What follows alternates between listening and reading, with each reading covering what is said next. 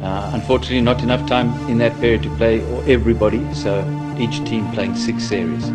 মোস্তাফিজ ও Tanzim সাকিবই বিশ্বসেরা bowler. এবার স্বয়ং ICC করলেন প্রশংসা, দিলেন পুরস্কারের ঘোষণা। বিস্তারিত জানুন দর্শক পুরো ভিডিও জুড়ে। অসাধারণ দুর্ধর্ষ 2024 টি-20 বিশ্বকাপে বাংলাদেশের বোলিং দেখে এসব বিশ্লেষণ দিলে মোটেও বাড়াবাড়ি হবে না। বাংলাদেশের আক্রমণাত্মক বোলিংয়ে প্রতিপক্ষ দলের ব্যাটাররা রীতিমতো চোখে সর্ষে ফুল দেখছেন। তানজিম হাসান সাকিব, মোস্তাফিজুর রহমানরা উইকেট নিচ্ছেন পাল্লা দিয়ে। রেকর্ড করতে তানজিম সাকিব ও মোস্তাফিজুর রহমান আজ বেছে নিলেন নেপালকেই। তাদের রেকর্ড করার দিনে সেন্ট ভিনসেন্টে আজ নেপালের ব্যাটিং লাইন আপ দুমড়ে মুচড়ে গেছে। তানজিম সাকিব এবং ফিজ নিয়েছেন মোটে 7 উইকেট। দুজনে 4 ওভারের কোটা পূর্ণ করেছেন ও সমান 7 রান করেই দিয়েছেন।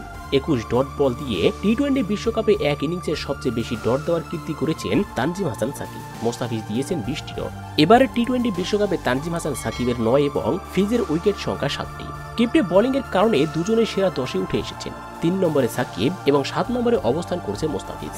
এবার তো স্বয়ং আইসিসিও প্রশংসায় ভাসিয়ে দিলেন টাইগার এই দুই পেসারকে। আইসিসির মতে এবারের বিশ্বকাপে সেরাদের থেকেও সেরা হয়ে উঠবে বাংলাদেশের এই দুই পেসার, মোস্তাফিজুর রহমান এবং তানজিম হাসান সাকিব।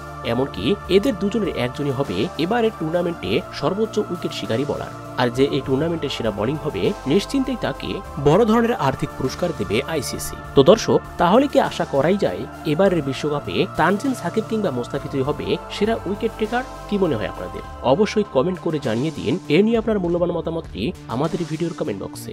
ধন্যবাদ।